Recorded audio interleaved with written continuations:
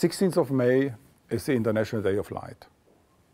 16th of May is also interesting from another point of view. It is the anniversary of SESAME's formal inauguration, which happened in 2017.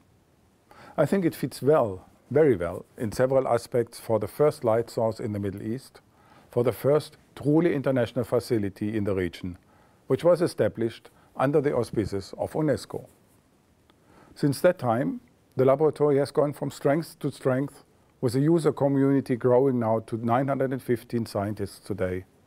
And the number of experimental proposals was growing with each call, totaling 309 today for the 3 beamlines which SESAME is operating this year. Only 165 proposals could be granted beam time for experiments, which means the beamlines are heavily oversubscribed. And this points to the clear need for a synchrotron light source in that region. As of today, some 83 groups from around the world have been involved with these proposals, including scientists from 12 countries that are not SESAME members. A sure sign of the attractiveness and of the competitiveness of the lab. This would have been even more if COVID-19 had not intervened. But SESAME has fortunately adapted to the situation by developing a mail-in system for the probes to be tested at the experimental stations. New beamlines are steadily coming on stream. 2 will come online next year. And 2003, we expect another one starting to take experimental groups. SESAME is very well integrated into the global research landscape. It is associate member of LEAPS, the League of European Accelerator-Based Photon Sources. Last but not least, very appropriate for a light source, SESAME is powered by light. And finally, I want to send the best wishes for the Science Trust campaign, which is the thrust of the 2021 International Day of Light. And let me say, trust between people is mandatory for our world.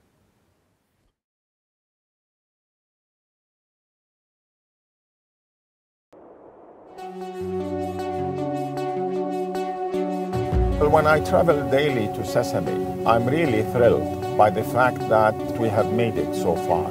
I think of the challenges that we have to face and tackle with.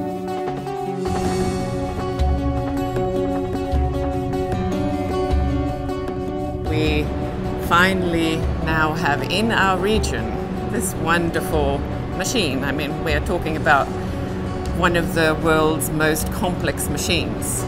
You can describe a synchrotron as a rather large light bulb. I mean, we produce light, which you cannot produce by other means. And the aim is that we accelerate electrons. The electrons are charged, and when a charged particle is accelerated, it begins to radiate. At this point, they emit the full range of electromagnetic radiation from infrared to X-rays. The radiation has very unique properties. And because of that, we can study property of materials which you cannot study with a simple laboratory source. Anything from an isolated atom to a complex system like a human being. You are allowed to study whatever you want. You just have to design your research in a perfect way that suits the experiment, and that's it. SESAME started with a large group of countries involved. Many Arabs and Israelis sat together trying to think how they could learn about each other, using science as a tool for understanding, learning about nature, learning about the material world, and trying to understand it better together. It was a 20 years course of action with many hurdles and ups and downs on the way, but we kept on pushing in order to bring SESAME to become a real center of excellence in science in the region. We can collaborate. People from all over this region can do this together. For now, we have the infrared beamline and the X-ray fluorescence beamline. We already had some results on life science, like breast cancer diagnosis. We're working on cultural heritage, archaeology, bioarchaeology. We are studying mummies. The first ever measurements that were done were on ancient individuals from this very region. We're exploring perhaps craft activity related metal uptake in bones and teeth.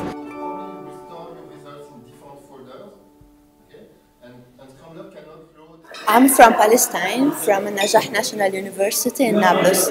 I'm from Iran. I'm from Egypt. I'm from Turkey, from Ankara, Middle East Technical University. It's not that common in our region that people are breaking lots of rules, and the rules are different in our region. So you have the society rules, you have the gender rules, and SESAME is an entity that is breaking all the rules actually.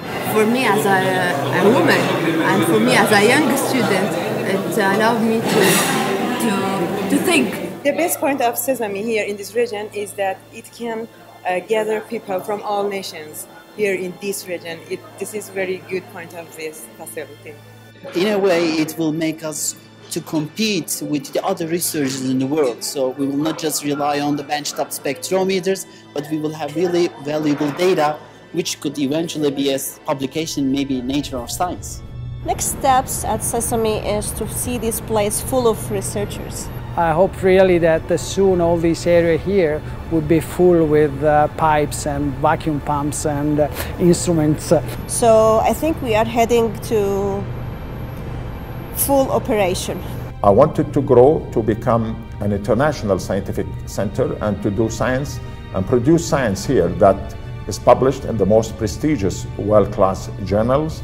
My real dream is that the science here will be of very high quality and that people will say, this was discovered at SESAME.